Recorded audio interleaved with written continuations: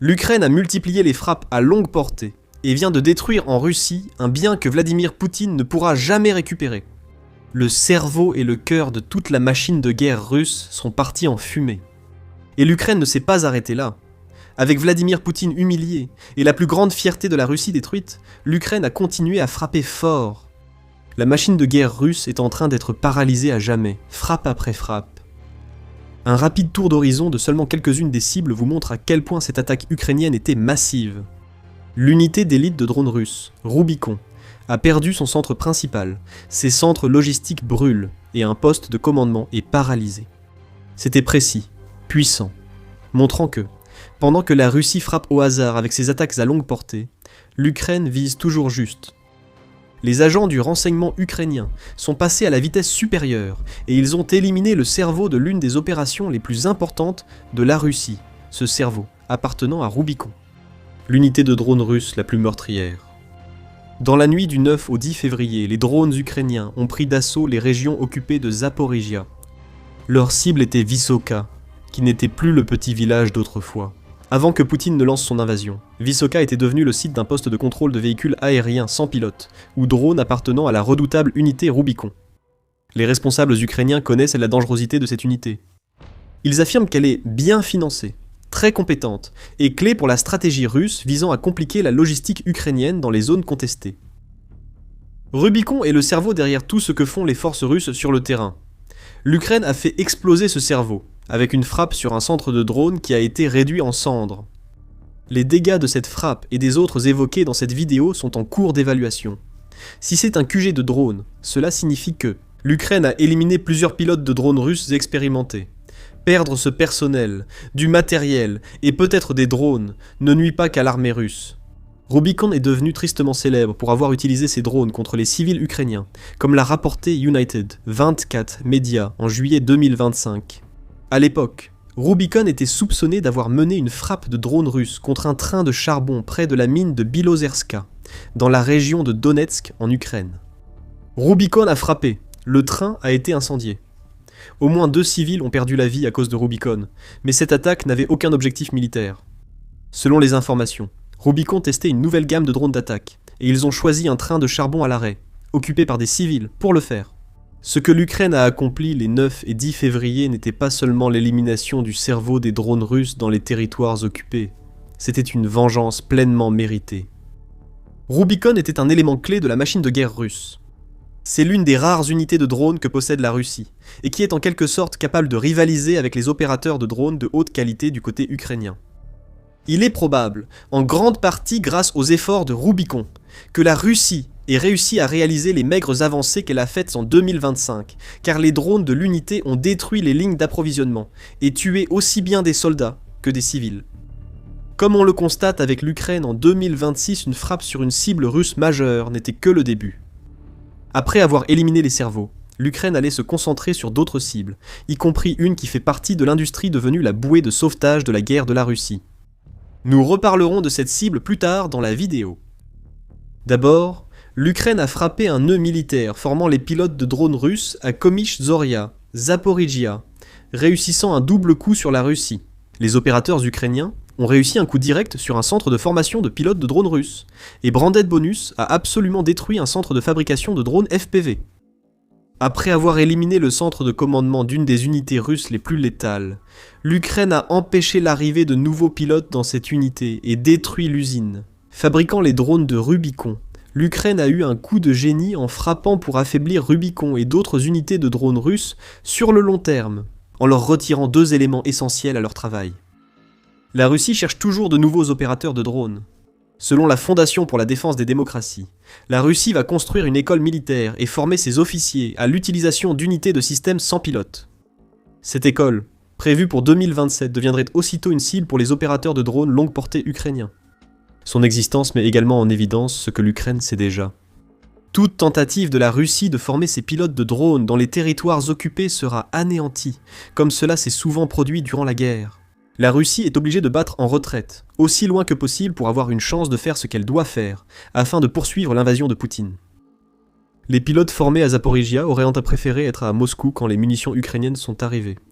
Désormais, leur installation n'existe plus, Leur usine de fabrication de drones a été détruite, et toute la campagne de drones de la Russie en Ukraine a subi un coup énorme. Il pourrait leur falloir beaucoup de temps pour s'en remettre. Les coups durs se sont enchaînés pour l'Ukraine. Dans la même série de frappes, l'Ukraine a tourné son attention vers la région de Koursk. Vous vous souvenez peut-être de Koursk, la région que l'Ukraine a contre-invadée en août 2024. L'Ukraine a capturé plus de 1000 km², soit près de 400 miles carrés de territoire lors de cette incursion, forçant la Russie à mobiliser une force énorme pour repousser l'Ukraine. Le territoire étant repris par la Russie, les forces de Poutine utiliseraient Koursk comme base de lancement pour les drones longue portée attaquant l'Ukraine. Les 9 et 10 février, l'Ukraine a mis fin à cela dans la localité de Tetkino, à Koursk. Des forces ukrainiennes ont détruit un poste de contrôle de drones russes, probablement utilisé pour organiser des attaques longue portée contre l'Ukraine. Ces types de postes, également appelés points de contrôle au sol, jouent un rôle essentiel dans la cartographie par drone, car ils servent de repères fixes permettant au drone de confirmer qu'il est sur la bonne trajectoire. Considérez-les comme des balises pour les drones et leurs opérateurs. Le poste à Tetkino aurait aidé les opérateurs de drones russes à vérifier que leurs drones allaient dans la bonne direction, avant de franchir la frontière vers des villes ukrainiennes. Ce n'est plus le cas. Le poste a été frappé, affaiblissant la région de Koursk utilisée par la Russie pour ses attaques de drones. Nous voyons ici l'Ukraine s'efforcer de détruire au maximum l'infrastructure de drones russes. Des signes montraient que l'Ukraine pouvait avoir cela en réserve si la Russie avait été vigilante. 1 ou 2 jours avant la dernière série de frappes contre le centre d'opération de drones russes, l'Ukraine a visé une autre cible à Rostov-sur-le-Don, utilisée depuis longtemps par la Russie comme ligne logistique majeure pour acheminer du matériel et des armes vers les territoires ukrainiens occupés. Parmi les équipements transitant par Rostov-sur-le-Don figurent les drones FPV, utilisés par la Russie en première ligne pour attaquer la logistique ukrainienne et causer des pertes. Vous vous souvenez des drones mentionnés? L'unité Rubicon à Rostov-sur-le-Don est un des lieux où ils sont stockés avant d'être envoyés en Ukraine. Le 9 février, l'Ukraine a annoncé avoir localisé une installation de drones FPV russes à Rostov-sur-le-Don. Le pays a révélé cela en frappant l'installation et détruisant 3 conteneurs contenant des drones FPV et leurs composants. Selon des données préliminaires, environ 6000 drones FPV ont été détruits, plusieurs autres conteneurs ayant été endommagés. L'état-major général de l'Ukraine l'a déclaré à l'époque. Hier encore, cela paraissait une frappe digne des gros titres. Maintenant, cela ressemble plutôt à un présage de ce qui allait arriver. L'Ukraine a détruit l'équipement utilisé par les cerveaux de toute l'opération de drones de la Russie. Avec cet équipement détruit, l'Ukraine a visé les cerveaux eux-mêmes, l'unité de drones. Cela a institutionnalisé le préjudice intentionnel aux civils comme outil de guerre, comme l'a formulé l'Institut pour l'étude de la guerre, ou ISW, le 10 février. Au sein de Rubicon et d'autres unités de drones russes, une culture perverse a émergé, poussant la Russie à utiliser des drones FPV pour frapper des cibles civiles à l'arrière ukrainien. Tout ça pour tuer des civils et former ses opérateurs. Les frappes de drones tactiques russes contre des civils et des infrastructures civiles près de la ligne de front sont désormais si fréquentes que des observateurs parlent de chasse ou de safari humain, selon l'ISW. En une nuit, l'Ukraine a neutralisé une unité russe pionnière dans ses attaques, détruit des postes de commandement de drones en Russie et une installation de formation d'opérateurs de drones. Pour participer à ce safari macabre chaque jour, les cerveaux de l'opération tordue de drones de la Russie ne sont plus là. Il reste le nerf de la guerre évoqué plus tôt. Avant de poursuivre, vous regardez l'émission militaire. Si vous voulez voir plus de reportages sur les frappes spectaculaires de l'Ukraine, abonnez-vous pour ne jamais manquer l'une de nos vidéos. Maintenant, le nerf de la guerre. Vous savez probablement déjà que le nerf de la guerre de la Russie, c'est son industrie pétrolière. Cette industrie en particulier connaît déjà des difficultés. Comme l'a révélé The Straits Times dans un rapport du 1er février, les revenus pétroliers de la Russie ont chuté de 25%, rien qu'en 2025. Le Kremlin doit désormais transférer sur le peuple russe le coût annuel de l'invasion, estimé à 170 milliards de dollars via des hausses d'impôts et des dépenses déficitaires. L'industrie pétrolière russe souffre, mais n'est pas à terre. La Russie gagne toujours des milliards chaque mois en vendant son pétrole et ses produits ou dérivés. En janvier, malgré une baisse de 50%, la Russie a tout de même engrangé 393,3 milliards de roubles grâce à la vente combinée de pétrole et de gaz. Cela équivaut à 5,1 milliards de dollars et montre à l'Ukraine qu'il faut davantage agir pour couper la source vitale de la machine de guerre russe. Après avoir éliminé les cerveaux de l'opération de drones russes dans les territoires occupés et frontaliers, l'Ukraine montre qu'elle reste concentrée sur la destruction maximale du pétrole russe. Lors d'une frappe nocturne le 10 février, l'Ukraine a lancé une énorme salve de 108 drones contre la Russie, dont certains ont touché directement la raffinerie de pétrole Lukoil de Volgograd. Le Kiev Post indique que des analystes du renseignement en source ouverte affirment que la dernière frappe ukrainienne a déclenché un incendie, marquant la 9e attaque contre cette installation depuis le début de la guerre. L'incendie a été confirmé par le gouverneur régional de Volgograd, Andrei Botarov. Ce qui signifie généralement que l'incendie est si important que la Russie n'est pas en mesure de le cacher à sa population. Bien sûr, Botarov a fait cette annonce de la manière typiquement russe, déclarant que les unités de défense aérienne du ministère russe de la Défense repoussent une attaque terroriste massive menée par des véhicules aériens sans pilote contre des installations énergétiques et des infrastructures civiles dans la région de Volgograd. La Russie accuse fréquemment l'Ukraine de terrorisme tout en utilisant ses drones contre les infrastructures civiles et énergétiques ukrainiennes. Fait révélateur. Botarov a précisé qu'aucun civil n'avait été blessé lors de l'attaque contre la raffinerie. Cela dit tout. Ce n'était ni une attaque terroriste, ni une tentative de l'Ukraine d'imiter les horreurs russes infligées aux Ukrainiens. La frappe sur le site de Volgograd a été précise et semble avoir causé de lourds dégâts à l'une des principales raffineries de pétrole russes. Plus précisément, l'Ukraine a frappé l'installation Lukoil Volgograd Nefta Perebodka, qui se trouve dans le district de Krasnoyarmysky à Volgograd. Cette installation peut produire plus de 15 millions de tonnes de pétrole par an. Elle transforme ce pétrole en divers produits comme l'essence, le carburant d'aviation, le diesel, le bitume et d'autres produits raffinés. Ces produits sont-ils utilisés directement par l'armée russe pour l'invasion ? Sans diesel ni essence, il y aurait moins de chars et de véhicules russes dans les assauts. Ajoutez à cela la perte de revenus causée par des frappes comme celle-ci, et vous obtenez un double coup dur pour la Russie qui perd de l'argent. Alors que les assauts russes s'effondrent face aux défenses ukrainiennes, des images des conséquences de la frappe ukrainienne ont aussi été partagées par la chaîne Telegram Astra. Une vidéo, manifestement filmée à une certaine distance de la raffinerie, montre un incendie qui engloutit l'installation. Cet incendie est énorme, et les services d'urgence russes travaillent probablement encore à l'éteindre. Ils ont beaucoup d'expérience dans ce domaine. Nous avons mentionné plus tôt que la raffinerie de Volgograd a été frappée plusieurs fois par l'Ukraine. Des frappes précédentes ont eu lieu en février 2024, ainsi qu'une série d'autres en 2025. Cela s'est produit en janvier, février, mars, août et novembre. C'est là le génie des frappes ukrainiennes. L'Ukraine sait que ses drones manquent de puissance pour détruire les raffineries visées. Les équipements peuvent être réparés et les raffineries remises en service. Alors l'Ukraine frappe les raffineries encore et encore, s'assurant que les installations soient de nouveau mises à l'arrêt, juste au moment où elles sont sur le point d'être remises en service.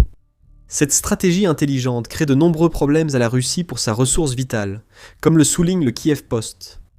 Les médias russes annoncent que l'approvisionnement en pétrole par oléoduc atteint son niveau le plus bas en 15 ans.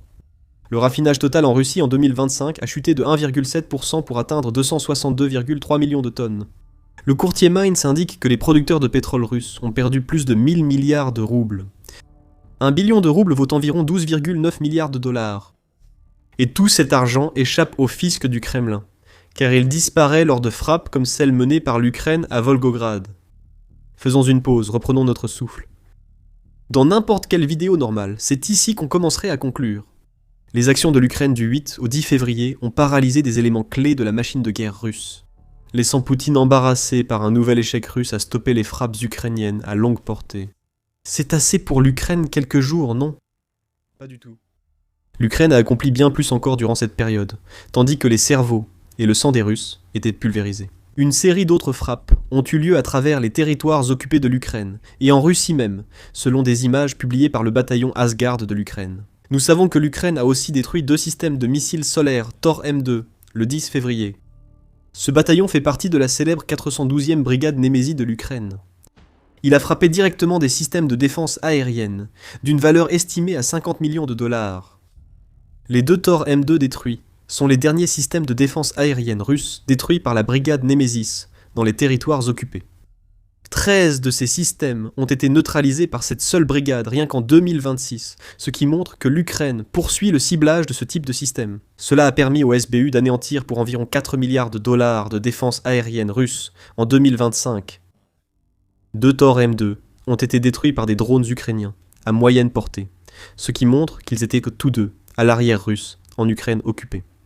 Sur le plan tactique, la destruction de 2 autres systèmes de défense aérienne équivaut à l'ouverture de nouveaux couloirs aériens que les drones et missiles ukrainiens peuvent exploiter. Les cibles protégées par ces systèmes risquent d'être bientôt frappées, l'Ukraine cherchant à affaiblir sans cesse les défenses russes. Vous pouvez probablement deviner ce que nous allons dire ensuite. Il y en a encore plus. De retour à Zaporizhia, les forces ukrainiennes ont réussi à frapper un site de concentration de personnel situé près de la localité de Kliborovna. L'Ukraine a aussi ciblé des sites militaires russes, clés dans les zones occupées de Donetsk. À Yalta, l'Ukraine a frappé une unité de réparation russe, ainsi qu'un dépôt de lubrifiant et une installation de carburant près de Fedorivka. Tout cela a été rapporté par l'état-major général ukrainien sur Telegram, qui a déclaré que les forces de défense ukrainiennes continueront à mettre en œuvre systématiquement des mesures visant à affaiblir le potentiel de combat de l'agresseur russe. Et c'est là tout l'enjeu. Cibler les drones russes, les centres de commandement et les entrepôts sert un double objectif. Rendre les drones FPV russes moins efficaces sur le front et limiter l'impact des drones longue portée russes. Frapper à nouveau la raffinerie de Volgograd neutralise une installation clé soutenant l'effort de guerre russe et générant des fonds pour le Kremlin. Grâce à ces frappes, dans les territoires occupés, l'Ukraine a affaibli les défenses russes, ouvrant de nouvelles voies d'attaque et éliminant soldats et équipements essentiels à la Russie pour sa guerre. Tout cela s'est passé en 2 jours, mais paralyser la machine de guerre russe prendra du temps. D'autres attaques, comme celle des 8 au 10 février, seront nécessaires. Mais ces 2 jours ont privé la Russie d'une base cruciale qu'elle ne retrouvera jamais, et laissé ses forces en difficulté, alors que l'Ukraine prépare des frappes encore plus dévastatrices. Sur le front des drones, l'Ukraine parvient aussi à réduire l'impact des drones FPV russes sur les lignes de combat. Une nouvelle balle brillante a été créée, et elle va devenir l'une des armes anti-drones les plus efficaces au monde. Découvrez cette balle et son impact potentiel sur la guerre en Ukraine dans notre vidéo. Si vous avez aimé cette vidéo, abonnez-vous à The Military Show pour d'autres reportages sur la stratégie ukrainienne contre la Russie. Merci de nous avoir suivis.